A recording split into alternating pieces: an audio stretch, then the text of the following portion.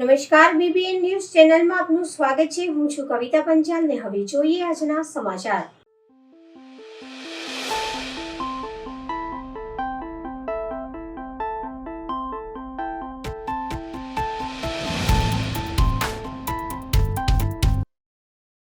Fatehganj bridge ઉપર એક સાથે 4 બસનો અકસ્માત. ગઈકાલે સાંજે 6:30 વાગ્યાની આજુબાજુ ફતેગંજ બ્રિજ ઉપર એક સાથે 4 બસનો અકસ્માત સર્જાયો હતો. આગળ જતી ગાડીએ અચાનક બ્રેક મારતા પાછળ આવતી બસે બ્રેક મારી તો પાછળની બસો એકબીજા સાથે અથડાઈ. આ બ્રિજ ઉપર વારંવાર અકસ્માતો થતા રહે છે. સદનસીબે કોઈ જાનહાનિ થઈ ન હતી. બસ ડ્રાઈવર સાથે વાત કરતા જાણવા મળ્યું કે કોઈ જાનહાનિ થઈ ન હતી. ગાડીને બ્રેક આવી એટલે આપણી આ ગાડીએ બ્રેક કરી. પેલી પાછળવાળી ગાડીનું કંટ્રોલ બેલેન્સ આમ તેમ થયું કે ભગવાન જાણે. એટલે બધા એક વાર તો મુસાફરોને ઉતારી દીધા. મુસાફરોને ઉતાર્યા પછી અમે જોયું તો પાછળ એન્જિનમાં ડેમેજ હતું. એ પેસેન્જર ઉતરી ગયા. પાછળવાળી ગાડી જે ભુજની ગાડી છે એને થોડુંક નુકસાન વધારે છે. કોઈને કશું વાગ્યું નથી. બનાવ બન્યો કયોનો ટાઈમ? બસ અડધો કલાક પહેલા. આપનું શુભ નામ? મારું નામ ચિરાગ. દર્શક મિત્રો, જે રીતે વાત કરીએ, જે ચિરાગભાઈ છે, જે ડ્રાઈવર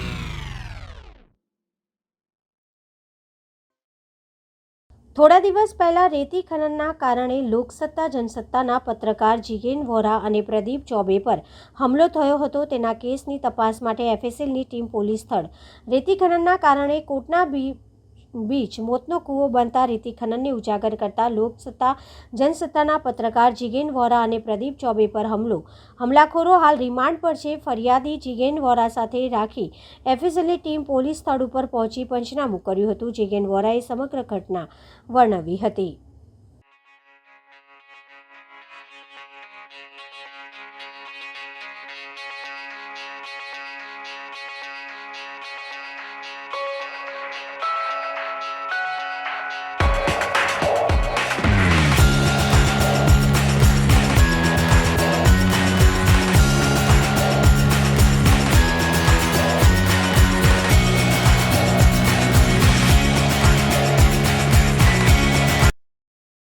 પોતાના વિસ્તારના પાણીના મુદ્દે સભામાં મહિલા મેયર સામે પસ્તાળ પાડતા ભાજપના મહિલા કાઉન્સિલર. વડોદરા પાલિકા સભામાં પાણી મુદ્દે યોગ્ય રજૂઆત ન થતાં મહિલા કાઉન્સિલરનું દર્દ છલકાણું. વડોદરામાં મહાનગરપાલિકાની વડી કચેરી ખાતે આજે મળેલી સામાન્ય સભામાં ભાજપના ઇલેક્શન વોર્ડ નંબર 16ના કોર્પોરેટર સ્નેહલ પટેલ પાણીની સમસ્યા મુદ્દે રજૂઆત કરવા માંગતા હતા, પરંતુ તેઓ રજૂઆત કરે તે પહેલાં જ મેયર ફ્લોર પરથી જતા રહ્યા અને ડેપ્યુટી મેયર દ્વારા સભા આગળ ચલાવવામાં આવતી હતી. ત્યારે થોડો સમય વીત્યા બાદ તેઓ સભાગૃહમાંથી બળાપો ઠાલવી બહાર આવી ગયા હતા. સ્નેહલ પટેલે જણાવ્યું હતું કે મારા વિસ્તારની મહિલાઓ પાણી માટે તરસી રહી છે. મહિલા મેયર છે ત્યારે તેમને સમજવું જોઈએ કે નાગરિકો પાણી માટે તરસી રહ્યા છે, ત્યારે પાણીના મહત્વપૂર્ણ મુદ્દે ચર્ચા થઈ રહી નથી.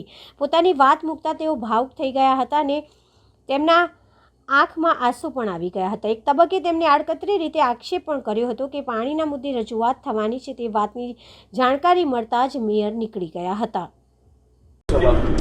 આટલી બધી 1.5 કલાકથી રજૂઆતો ચાલી રહી છે. મુખ્ય વિષય પાણીનો હતો. મેં વચ્ચે કીધું કે પાણીનો વિષય લો અને મેયર શ્રી બહાર નીકળી ગયા. જ્યારે પાણીની બાબતની વાત આવી ત્યારે એ પોતે મહિલા છે, પાણીની મહિલાઓની વેદના જાણવી જોઈએ. મારા વિસ્તારની બહેનો પાણી વગર આજે તરસે છે, ત્યારે પાણીની વેદના નથી જાણતા અને 20 મિનિટથી અત્યારે બહાર છે. તો એ તો મહિલા છે, તો એમને પાણી વિષય પર ગંભીરતા લેવી જોઈએ અને પાણી આપવું જોઈએ. કેટલી તકલીફ છે તમારે? તમે વિસ્તારમાં પૂછજો લોકોને કે કેટલી તકલીફ છે. અધિકારીને પૂછો કે અમે કેટલા મેસેજ અધિકારીને મેયરને કહીએ છીએ તો ખોટા રિપોર્ટ આપે છે. અમે જે બતાવીએ છીએ પાણી નથી તો કે રોડ બનાવે છે, તો કે પાણીની લાઈન નાખવાની છે તો પાછો રોડ તોડીને પાણીની લાઈન નાખે. તો અત્યાર સુધી પાણીની ગંભીરતા લેતા જ નથી. મારી મહિલાઓ તરસે છે પાણી માટે, મારા નાગરિકો તરસે છે, તો પાણીનો મુખ્ય વિષય છે અને બેને ગંભીરતા લેવી જોઈએ. ના, હું અત્યારે બહાર જોવાઈ છું. માંજલપુર વિસ્તારના ગુજરાત હાઉસિંગ બોર્ડના મકાનોની રજૂઆત કરતા પૂર્વ મેયર નિલેશ રાઠોડ વડોદરાની પાલિકાની સભામાં વોર્ડ નંબર 17ના કોર્પોરેટર તથા પૂર્વ મેયર દ્વારા ગુજરાત હાઉસિંગ બોર્ડના મકાનોમાં પાલિકા દ્વારા જ પાણી અને લાઇટના કનેક્શનો કટ કર્યા છે તે અંગે રજૂઆત કરવામાં આવી હતી. જેડીસી રોડ પર પાદભૂમિ 1-2, મારુતિધામ, નિર્મલ પાર્ક, એમાં આશરે 1270 મકાન છે. એ ગુજરાત હાઉસિંગ બોર્ડે બનેલા મકાનો છે. 1270 મકાનને સીધી નોટિસ કે ભાઈ તમારા મકાન જર્જરિત થઈ ગયા છે, તમારા મકાન રહેવા લાયક નથી. અમે અધિકારીઓને ખાલી એટલું કીધું કે ભાઈ તમે સ્થળ નિરીક્ષણ કરો. સ્થળ નિરીક્ષણ કર્યા પછી જે ભયજનક મકાન છે એમાં હું 100% એગ્રી છું કે જે બી મકાન આપણને એવું લાગે કે આ મકાન ભયજનક છે, એની છાજલી ભયજનક છે, તો 100% એની વીજળી પાણી કનેક્શન કાપવા જોઈએ. પણ 1270 મકાન ભયજનક નથી. એક ટાવરની અંદર 10 મકાન હોય તો 10 મકાનની અંદર અમે અઠવાડિયાથી ફરીએ છીએ એટલે અમને ખબર છે કે જે હવે મકાન માલિક છે એ બીજે રહેવા જતો રહ્યો છે અને જે ભાડુઆત છે એ રહે છે. એટલે પેલો મકાન માલિક ભાડું ખાય, અહીંયા મકાન રિપેર ના કરાવે અને એ મકાન ભયજનક થાય. તો મેં અધિકારીઓને એવું કીધું કે ભાઈ તમે એ જે ઓરિજિનલ માલિક છે એનું એડ્રેસ કઢાવો, એનો કોન્ટેક્ટ નંબર, જે મકાનનો ભાડુઆત છે એની પાસે બધું જ હોય, એ લઈને એ જ્યાં રહે છે ને ત્યાંના પાણી ડ્રેનેજ કાપો. કારણ કે એવા લોકોના લીધે બીજા જ્યારે 1200 પરિવાર રહેતા હોય, બધા હેરાન થતા હોય. તમે નહીં માનો, આજે હું તમને કહું છું કે તમે પોતે ત્યાં એક આંટો મારો. જેટલા બી પહેલી વિઝિટ કરીને એમાં 41 મકાનો એવા નીકળ્યા કે ભાઈ જે ખરેખર જર્જરિત છે અને એમાં આપણે કોમ્પ્રોમાઇઝ ના જ કરવો જોઈએ, કારણ કે એમાં કોઈને જાનમાલને નુકસાન થયું છે. તો જે 41 હતા, બીજા દિવસે સર્વે કરાયો કે 41માં ફરી સર્વે કરો કે એકદમ નુકસાન થાય એવા કયા મકાન છે. તો એવા પાછા 26 બ્લોક નીકળ્યા. 26 બ્લોકનું કાલથી કામ ચાલુ થઈ ગયું છે. તમે ત્યાં ખરેખર આંટો મારવા જેવો છે. પબ્લિક જાગૃત થઈ છે અને હવે સ્ટેપ બાય સ્ટેપ કે ભાઈ આ 26 કે આ 41 જે બ્લોક હતા એ જર્જરિત હતા, એ લોકોએ રિપેર કરાવ્યું. અધિકારીઓને મારે એવું કેવું છે તમે ત્યાં વિઝિટ કરો કે ભાઈ આ લોકોએ કર્યું છે, બરોબર કામ કર્યું છે. એના સિવાય તમને કઈ ધ્યાનમાં આવે તો અમને અમારું ધ્યાન દોરો. પણ સીધું જ તમે 1270 મકાનને નોટિસ આપીને લોકોને જે ગરીબ વર્ગ હોય, મધ્યમ પરિવાર, જીઆઈડીસીમાં નોકરી કરતા હોય એમને ભયના ઓઠામાં શું કામ નાખો છો? એટલે ગઈકાલે અમે કહીએ કે ભાઈ તમે લોકલ ત્યાં ફરો, પબ્લિક જોડે. ત્યાં અમે એક કમિટી બનાવી છે, એ આખી કમિટી આપણને સપોર્ટ કરે છે અને કમિટીને સાથે લઈને ચાલો તો તમારું જે કંઈ બી કામ છે એ ચોક્કસપણે થશે. અને તમને લાગે કે જે ભયજનક છે બતાવો તો તાત્કાલિક રિપેર થઈ જાય. મારી બી જે પ્રમાણે અમારી આજે 3 મારુતિધામ હોય, પાંચભૂમિ હોય, એ 3 નગર ગુજરાત હાઉસિંગ બોર્ડના જે મકાનો છે એ લોકોએ જે કામગીરી કરી છે, તો મારી હજી બી એમને એક રિક્વેસ્ટ છે કે ત્યાર પછીનો જે બીજો સ્ટેપ છે કે જે આગળ બીજું કામ કરવાનું છે એ પ્રમાણે આપણે આપણા મકાનોને કમ્પ્લીટ કરીએ. આપણા થકી બીજા કોઈની જાન ના જાય એનું ધ્યાન રાખી અને હળીમળીને અધિકારીઓ સાથે ભેગા થઈને સારું કામ કરીએ. કોર્પોરેશન પાલિકાની જે ટીમ લઈને આવી ગઈ હતી એ બાબતે શું કહેવું છે? તાત્કાલિકથી કનેક્શન. મારું ખાલી એટલું કહેવું હતું કે ભાઈ હું ત્યાં ઊભો છું, અધિકારી પબ્લિક જોડે વાત ચાલે છે તો કે ના પાણી ડ્રેનેજ બધું તાત્કાલિક કાપો. લા ભાઈ કાપો, જે મકાન જર્જરિત છે એના કાપો. જે લોકોને કઈ લેવા દેવા નથી, એમને પોતાના મકાનમાં ખર્ચો કરેલો છે, એવા પરિવારોને શું કામ હેરાન કરવાના? પોરબંદરના નવનિયુક્ત સાંસદ અને કેન્દ્રીય શ્રમ અને રોજગાર મંત્રી આદરણીય શ્રી મનસુખ માંડવિયા સાહેબ પોરબંદરના સાંસદ બન્યા બાદ સૌ પ્રથમ વખત જેતપુર શહેર ખાતે પધારતા જેતપુર જામકંડોરણાના યુવા ધારાસભ્ય જયેશ રાદડિયા તેમજ સૌ કાર્યકર્તા, આગેવાનો તેમજ સામાજિક સંસ્થાના પ્રતિનિધિ દ્વારા ભવ્ય સ્વાગત સન્માન કરી શુભકામનાઓ પાઠવી તેમજ ડોક્ટર માંડવિયા સાહેબે પણ સૌ મતદાતાઓ, કાર્યકર્તાઓ અને આગેવાનોનો આભાર સહ લાગણીસભર ધન્યવાદ પાઠવેલ હતા. MS યુનિવર્સિટીમાં સ્થાનિક વિદ્યાર્થીઓના પ્રવેશનો વિવાદ ઉગ્ર બન્યો. સત્તાધીશોના મનસ્વી નિર્ણય સામેનું વિદ્યાર્થીઓના હિત માટે આંદોલન હવે વેગ પકડશે. વિરોધની રૂપરેખા નક્કી કરવા અમર ઢોમસે, અમિત ઘુટીકર, ઋત્વિજ જોશી, દિલીપ ગોહિલ, જય ઠાકોર, વિશાલ શ્રીવાસ્તવ સહિત પૂર્વ વિદ્યાર્થીઓ મેદાનમાં. હિતરક્ષક સમિતિના નેજા હેઠળ પૂર્વ વિદ્યાર્થીઓની બેઠક મળતા હવે આંદોલન નવી દિશા મળશે. વાલીઓને પ્રવેશથી વંચિત વિદ્યાર્થીઓની બેઠકમાં હાજરી. વિદ્યાર્થી હિતરક્ષક સમિતિ દ્વારા આજે એક મિટિંગનું આયોજન કર્યું હતું. અમે સૌ MS યુનિવર્સિટીના વિદ્યાર્થી રહી ચૂક્યા છે, વિદ્યાર્થી નેતા રહી ચૂક્યા છે અને આ યુનિવર્સિટીની કોમર્સ ફેકલ્ટી એટલે સૌથી મોટી ફેકલ્ટી અને કોમર્સ ફેકલ્ટીમાં વડોદરા શહેર જિલ્લાના વિદ્યાર્થીઓ જે પાસ થયા છે એમને પ્રવેશથી વંચિત રાખવામાં આવ્યા છે. આજે 75% આ લિસ્ટ અટકાવવામાં આવ્યું છે. તો આ બહુ ગેરવ્યાજબી છે. મહારાજા સાહેબજીરાવ ગાયકવાડે યુનિવર્સિટીની સ્થાપના કરી હતી કે વડોદરા શહેર અને જિલ્લાનો વિદ્યાર્થી અહીંયા ભણી શકે અને કારકિર્દી બનાવી શકે. ત્યારે કોઈ ટકાવારીની વાત નથી. અમે જ્યારે યુનિવર્સિટીમાં GSVP હતા 40%, 35% સુધી એડમિશન મળ્યા છે.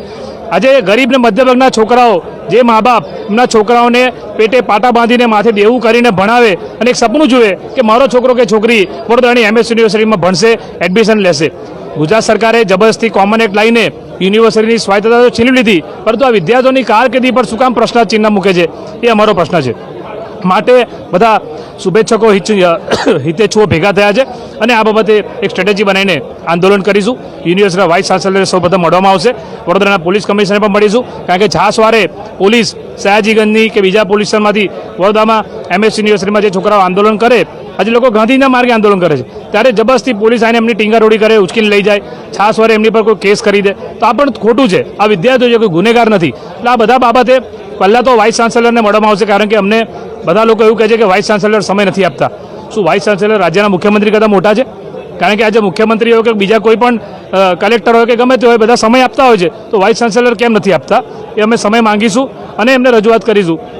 જરૂર પડશે તો આંદોલનને વડોદરા શહેરની શેરીને ગલી ગલીમાં લઈ જઈશું. આપણા માધ્યમથી શહેરના લોકોને પણ કહેવા માગું છું કે અમે આમાં કોઈ રાજકારણની વાત નથી. યુનિવર્સિટીના PPGS તરીકે અમે આંદોલનમાં જોડાયા છે. આપ સૌ પણ આમાં જોડાઓ. જે પણ વિદ્યાર્થી સાથે અન્યાય થયો છે વડોદરા શહેરનો, અમે તો એવું કહીએ કે જે વિદ્યાર્થી પાસ હોય તમામને એડમિશનનો અધિકાર છે. શું કામ એડમિશન ના મળે? વડોદરાની MS યુનિવર્સિટી છે, મહારાજાએ બનાવી છે અને વિદ્યાર્થીઓ માટે બનાવી છે. આમાં કોઈ સરકારની દેન થોડી છે. ગુજરાત સરકારે થોડી આ યુનિવર્સિટી બનાવી છે. આ યુનિવર્સિટી મહારાજા સયાજીરાવ ગાયકવાડે બનાવી છે. માટે વડોદરા શહેરના જિલ્લાના વિદ્યાર્થીઓને પ્રાથમિકતા મળવી જોઈએ અને એ લોકોને પ્રવેશ મળવા જોઈએ, એ અમારી રજૂઆત. जो पहले का जो सिस्टम था, महाराजा सयाजीराव गायकवाड़ ने जो सिस्टम बनाया था, उसमें ऐसा था कि बड़ौदा शहर के में 70% का जो क्राइटेरिया है, 70% सीट बड़ौदा शहर के स्टूडेंट को देने की, 10% जिला को देने की, 10% आउट ऑफ वडोदरा को देने की, यानी स्टेट को देने की, और 10% आउट ऑफ गुजरात को देने की. अभी ये जो कॉमन एक्ट आने के बाद में जो नियम आया है, जिसके अंदर 75 का कट ऑफ है, ये 75 का कट ऑफ के बाद में बड़ौदा शहर के काफ़ी ऐसे स्टूडेंट हैं जो मध्यम वर्ग, गरीब वर्ग के हैं, जिनके परसेंटेज 65, 70, 72 आए, वो एडमिशन के लिए जा रहे हैं, उनको एडमिशन नहीं मिल रहा है. तो हमारे ये जो हितरक्षक समिति की ये मांग है, जो पहले का जो नियम था वो लाए, और जो हेतु से महाराजा सयाजीराव गायकवाड़ ने ये यूनिवर्सिटी की स्थापना करी थी, उनका ध्येय था कि बड़ौदा शहर और जिला के स्टूडेंट को यहाँ पे अच्छी क्वालिटी का और सस्ती फी में एजुकेशन मिले, वो होना चाहिए. अभी तो यहाँ पे सरमुखत्याशाही चल रही है कि भाई किसी को कुछ पूछना नहीं है. मैं राज्य सरकार, BJP सरकार, यहाँ की एजुकेशन सिस्टम को ये कहना चाहता हूँ कि भाई अगर आपको बहुत बड़ौदा शहर की पड़ी है तो भाई यहाँ पे आपकी बहुत ज़मीनें हैं, कॉलेज खोलिए, कम दाम के अंदर लोगों को सीट में एडमिशन दीजिए. लेकिन हमारी जो ये बड़ौदा शहर की धरोहर है, हमारी संस्कारी नगरी की जो धरोहर है MS यूनिवर्सिटी, जिसके अंदर ये तुगलक एक निर्णय लेके आया है, उसका हम पूर्व विद्यार्थियों ने विरोध करा है. इसका आंदोलन होगा. हमारी एक ही मांग है कि बड़ौदा शहर के जो स्टूडेंट है और जिला के स्टूडेंट है, उनको जो पिछले साल की तरह जो एडमिशन मिलता था वो मिलना चाहिए. नहीं मिलेगा तो उग्र आंदोलन होगा और बहुत से ऐसे लोगों को हम लोग उजागर करेंगे. और दूसरे मैं आपके माध्यम से कहना चाहता हूँ कि बड़ौदा शहर के अंदर जो चुटाइली पांख है, सत्ताधीश 5 धारासभ्य और MP जो यहाँ ही पढ़ के गए, कितने इंजीनियरिंग में पढ़ के गए, कितने कॉमर्स में पढ़ के गए, कितने UGS VP रहे, आज वो यहाँ पे नहीं आए. आपको बड़ौदा शहर ने एक नाम दिया, MS यूनिवर्सिटी ने आपने यहाँ से नेतागिरी यहाँ से आपने करी, लेकिन आज बड़ौदा शहर के स्टूडेंट, जिला के स्टूडेंट पे अन्याय हो रहा है, तो वो घर में ऐसी में बैठे हैं. आपकी नेतागिरी पे मुझे तरस आता है. और मैं बड़ौदा शहर के नगरजनों को और स्टूडेंट को कहना चाहता हूँ कि ऐसे नेताओं को भी आप पहचानिए कि जिनको सत्ता दी, MS यूनिवर्सिटी में आप UGS VP फैकल्टी GS बने, आपको नाम मिला, लेकिन आज बड़ौदा शहर के स्टूडेंट और जिला के स्टूडेंट के ऊपर अन्याय हो रहा है, तो वो नहीं आ रहा है. लेकिन हम पूर्व विद्यार्थी नेता जितने भी इकट्ठे हुए, जिसके अंदर अमर डोमसे है, ऋत्विज जोशी है, अमर गोटीगर है, विक्की शाह है, जय ठाकुर है, नूर इलायची है, हम सब मिलके एक संगठन बनाया है और हम बड़ौदा शहर के हित के लिए વડોદરા ગ્રામ્યના સ્ટુડન્ટોને એડમિશન આપવાની બાબતે બધા સ્ટુડન્ટ્સ અને બધા લીડર્સ, જૂના લીડર્સો બધા ભેગા થયા. તેનું કારણ એ છે કે MS યુનિવર્સિટીની અંદર જે હમણાંના હાલના વિદ્યાર્થીઓ છે એમને એડમિશન આપવાનું ના કહી રહ્યા છે. 75% અને 85% પર અટકાવી દેવામાં આવ્યું છે. તો બીજા સ્ટુડન્ટો ક્યાં જશે? આજે જ્યારે આ લોકોને એડમિશન નહીં મળે તો પ્રાઇવેટ કોલેજીસમાં જવું પડશે. એટલે MS યુનિવર્સિટીના જે પ્રાધ્યાપકો છે એમનું આ હેતુ છે કે પ્રાઇવેટ ઇન્સ્ટિટ્યૂટને ફાયદો થાય. એટલે આજે અમારી બધાની માંગ એવી છે અને બધા લીડર્સ ભેગા એટલે થયા છે કે આજે અમે એમને લડત આપવાના છે. પરમદારથી અમે વીસીને મેમોરેન્ડમ આપવાનું છે. મેમોરેન્ડમથી અમે ચાલુ કરીશું, શ્રી ગણેશ કરીશું મેમોરેન્ડમથી, અને વડોદરા શહેરની ગલીએ ગલીએ અને નાકે નાકે આંદોલન લઈ જઈશું જ્યાં સુધી આ લોકો યુનિવર્સિટીની અંદર પર્સન્ટેજ ઘટાડે નહીં અને એડમિશન અહીંના વડોદરા શહેરના લોકલ અને ગ્રામ્યને નહીં આપે, જ્યાં સુધી આ આંદોલન ચાલુ રહેશે. અને બધા શહેરીજનો અને લીડર્સો આની અંદર બધા એકત્રિત થયા છે. હમણાં રણનીતિ બનાવવાની છે. સોમવારે કાલે રજા છે, મંગળવારે વીસીને આવેદનપત્ર આપી પછી મંગળવારથી શ્રી ગણેશ કરવાનું છે. જ્યારથી કોમન એક્ટ આવ્યો ત્યારથી જ આ પરિસ્થિતિની તમને સંભાવના હતી. તો કોમન એક્ટ વખતે પણ બધા ભેગા થયા હતા જ્યારે આંદોલન કર્યું, ત્યારે કોમન એક્ટની વચ્ચે પણ આજથી 2004માં પણ આ કોમન એક્ટ લાવવાની વાત કરી હતી. જ્યારે પણ આ કોમન એક્ટ બધા વિદ્યાર્થીઓ, જૂના વિદ્યાર્થીઓ ભેગા થઈને કોમન એક્ટ હટાવ્યું હતું. પછી આ લોકો ઇલેક્શન ધીમે ધીમે બંધ કર્યા, લીડરશિપ યુનિવર્સિટીની અંદરથી આ લોકો ઓછી કરી નાખી, ત્યાં લીડર્સ કોઈ રહ્યા નહીં અને તારે એકદમ જ આ લોકો કોમન એક્ટ લાગુ પાડી દીધું. અને હવે આ લોકો હવે એડમિશન ઉપર લાગુ પાડી રહ્યા છે કે એડમિશન્સ પણ આ લોકો કટ ઓફ કરી રહ્યા છે. એટલે ફરી બધા લીડર્સ ભેગા થઈને યુનિવર્સિટી સામે લડત આપીશું. અત્યારે જે જનરલ કેટેગરીનું 75% કટ ઓફ આપીશું, એક રીતે જોવા જઈએ તો અનામત વિરોધી આંદોલનને આ લોકો હવા આપી રહ્યા છે એવું લાગે છે. 100% સાચી વસ્તુ છે રૂપેશભાઈ. અને આ લોકો આવી રીતે બધા જે રીતે 75%, આજે મારી વસ્તુ સાંભળો, બીજા જે સ્ટુડન્ટ્સો છે એ ક્યાં જશે? આજે એમને અને બધાની પરિસ્થિતિ એક જેવી ના હોય કે બધા એડમિશન લઈને ભણી શકે. આજે સર સયાજી રાવનું સપનું હતું કે ઓછી ફીમાં સારું શિક્ષણ મળે, એટલે MS યુનિવર્સિટીની સ્થાપના કરવામાં આવી હતી. એટલે જ બધા યુનિવર્સિટી અમારી માતૃ સંસ્થા છે. આજે એ જ યુનિવર્સિટીની અંદર એક તગલખી નિર્ણય લેવાયા છે. મહારાજા સર સયાજી રાવ ગાયકવાડે જ્યારે યુનિવર્સિટીની રચના કરી હતી, એક દીર્ઘદ્રષ્ટા રાખીને રચના કરી હતી કે મારા વડોદરા શહેરનો વિદ્યાર્થી, મારા ગ્રામ્યનો વિદ્યાર્થી અહીં આગળ ખૂબ જ ઓછા પૈસે એને સારું ભણતર મળી શકે, એ હેતુથી એમને આ યુનિવર્સિટીની જ્યારે રચના કરી હતી, ત્યારે આ રાજ્ય સરકારે કોમન હેકના નેજા હેઠળ લઈને આ યુનિવર્સિટી MS યુનિવર્સિટીમાં તગલખી નિર્ણયો લેવાનું ચાલુ કરી દીધું છે. કોઈપણ પ્રકારનો ક્રાઇટેરિયા નક્કી કર્યા વગર સૌપ્રથમ તો 300 રૂપિયા દરેક વિદ્યાર્થી પાસેથી ફોર્મના લેવાની અંદર આવી ગયા. જેના 65% આવ્યા હતા, એ 65% વિદ્યાર્થીને વિશ્વાસ હતો કે મને મારા વડોદરા શહેરની મારી પ્રિય MS યુનિવર્સિટીની અંદર મને એડમિશન મળશે, પણ એને એડમિશન ન મળ્યું. 75% કટ ઓફ. ડિસ્ટિંક્શન લાવનારો, ફર્સ્ટ ક્લાસ લાવનારની કોઈ વેલ્યુ નહીં. આજે એ ભણતર શું ઝીરો કરી નાખ્યું છે? ખૂબ જ તગલખી નિર્ણયો થયા છે. સાથે સાથે કે એક મધ્યમ પરિવારનો જે માતા પિતા હોય એ એવું વિચારે છે કે હું મારા છોકરા છોકરીને ભણાવું, ભલે ઓછા પૈસા કમાતો હોય પણ એને સારું ભણતર મળે. આ MS યુનિવર્સિટી અંદર એમના સપના પૂરા થતા હતા. 8-10 હજારની અંદર માત્ર વિદ્યાર્થીનું 1 વર્ષનું ભણતર પૂરું થતું હતું. આજે પ્રાઇવેટ જે કોલેજો છે, પ્રાઇવેટ કોલેજોની અંદર લાખો રૂપિયા ફી છે. આ મધ્યમ વર્ગના લોકો કેવી રીતે આ ફી ભરી શકશે? એટલે એમનો હવે છોકરો જે છે ભણતર વગરનો રહેશે અને ખોટા માર્ગે જશે. એક તરફ કહે છે કે બેટી બચાવો બેટી પઢાઓ, આજે એ છોકરીઓને રજળતી મૂકી દીધી છે રાજ્ય સરકારે. અમે રાજ્ય સરકારને અપીલ કરીએ છીએ કેમ કે તમે આખું અહીંયાથી યુનિયન તમે ખલાસ કરી નાખી, ઇલેક્શન્સ બંધ કરી દીધા છેલ્લા 5 વર્ષથી. સેનેટ સિન્ડિકેટનું અસ્તિત્વ તમે લોકોએ પૂરું કરી દીધું. અમે લોકો રિક્વેસ્ટ કરીએ છીએ કે તમે 2 શિફ્ટની અંદર જે પણ ફેકલ્ટીની અંદર તકલીફ પડતી હોય ત્યાં 2 શિફ્ટની અંદર ચલાવો, અને જે વિદ્યાર્થીઓને એડમિશન નથી મળ્યા એ તમામ વિદ્યાર્થીઓને એડમિશન મળે તો એમનું ભવિષ્ય આગળ જઈને સુધરે, એવી અમારી અપીલ છે. સાથે સાથે અમે વડોદરાના તમામ જનતાને અપીલ કરીએ છીએ કે વિદ્યાર્થી હિતરક્ષક સમિતિ હેઠળ અમે આજે અહીંયા બેન્કસ્ટેન્ડ કમાટી બાગ ખાતે જ્યારે ભેગા થયા છે ત્યારે અમે નિર્ણય કર્યો છે, આજે તમારું છોકરું 8મા 9મા 10મા હોય તો એવું ના વિચારતા કે મારે લડવાની શું જરૂર છે. તમારે બી તમારા છોકરાના ભવિષ્ય માટે, મારી 2 છોકરીઓ છે, મારી 2 છોકરીઓને MS યુનિવર્સિટીમાં ભણાવી છે, એના માટે મારે લડવું પડશે ને તમારે. વડોદરા શહેરમાં વડોદરા હિતરક્ષક સમિતિ બનાવીને જે MS યુનિવર્સિટીના જૂના વિદ્યાર્થીઓ છે, આગેવાનો છે, જૂના વિદ્યાર્થી નેતાઓ છે, એ બધા કમાટીબાગ ખાતે ભેગા થયા છે એક જ વાત લઈને કે વડોદરાના વિદ્યાર્થીઓને વડોદરાની MS યુનિવર્સિટીમાં એડમિશન મળવું છે. કારણ કે જે રીતનું મેરિટ ડિક્લેર થયું છે તેમાં 75%થી નીચેવાળા જનરલ કેટેગરીવાળા વિદ્યાર્થીઓને એડમિશન નથી આપ્યું, જેના કારણે વડોદરા શહેરના જનરલ કેટેગરીવાળા વિદ્યાર્થીઓ સાથે ખૂબ મોટો અન્યાય થયો હોય અને આસપાસની જે પ્રાઇવેટ યુનિવર્સિટી છે તેને ફાયદો કરાવવાના હેતુથી આ વાઇસ ચાન્સેલર સર અને ડીન સરની મળીભગત હોય અને વિદ્યાર્થીઓ સાથે અન્યાય કરવામાં આવે છે, પરંતુ તે ચલાવી લેવામાં નહીં આવે. તમે જોઈ શકો છો આ જે એક લેટર છે તેમાં પાછલા વર્ષોમાં વડોદરાના લોકલ વિદ્યાર્થીઓને 95% સીટ પર વડોદરા શહેરના વિદ્યાર્થીઓને એડમિશન આપેલું છે, જેનું આ તમે પ્રૂફ જોઈ શકો છો. તો પહેલેના સમયમાં 95% સીટ પર વડોદરાના વિદ્યાર્થીઓને એડમિશન મળતું હોય તો આ વખતે આ લોકોએ 70% સીટ પર કેમ અટકાવી દીધું છે તે એક મોટો પ્રશ્ન છે. અને આ આંદોલન રોકવાનું નથી. વડોદરા શહેરના તમામ વિદ્યાર્થીઓ, જૂના નેતાઓ, સામાજિક આગેવાનો બધા ભેગા થઈને લડત ઉઠાવવી પડશે. અને તમારી ન્યૂઝ ચેનલના માધ્યમથી અમે વડોદરા શહેરની પ્રજાને એક મેસેજ મોકલવા માંગીએ છીએ કે તમે બધા ભેગા થાવ. જો આ સમયે બધા ભેગા નહીં થાય તો આવનારા શહેરનો, આપણા વડોદરા શહેરના વિદ્યાર્થીઓ સાથે ખૂબ મોટો અન્યાય થશે અને આ લોકો એક સમય એવો આવશે કે MS યુનિવર્સિટીને વેચી નાખશે. આ આપણે થવા નથી દેવું. માટે બધાએ ભેગા થવાની જરૂર છે. તમામ વિદ્યાર્થી આગેવાનો અને જે નેતાઓ આવ્યા છે તેમણે વાત કરી MS યુનિવર્સિટીની જે નીતિ છે એ સંદર્ભે, પણ પીએમઓ ઓફિસથી ક્યાંક ચંચુપાત થઈ રહ્યો છે વિશે શું કહેશો? ચોક્કસપણે વાત પણ એવી જાણવા મળી છે કે વાઇસ ચાન્સેલરના કોઈ અંગત વ્યક્તિ કે એમના ભાઈ પીએમઓ ઓફિસમાં છે અને ત્યાંથી આ બધું હેન્ડલિંગ થતું હોય અને ત્યાંથી આ પ્રાઇવેટ યુનિવર્સિટીને ફાયદો કરાવવાનું ષડયંત્ર રચાતું હોય તેવું લાગી આવે છે.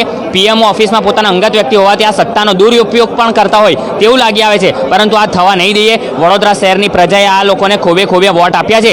જો સીટ પર બેસાડી શકતા હોય તો સીટ પરથી ઉતારવાની ક્ષમતા પણ વડોદરા શહેરના લોકો પાસે છે. માટે આ આંદોલનમાં જો ભાજપ સરકારનો પણ વિરોધ કરવાનો થશે તો અમે બધા કરવા માટે તૈયાર છીએ. તો આ હતા આજના સમાચાર. આવતીકાલે ફરી મળીશું આ ચેનલ પર આ સમય. ત્યાં સુધી સમગ્ર BBN ન્યૂઝ ચેનલની ટીમને રજા આપશો. નમસ્કાર.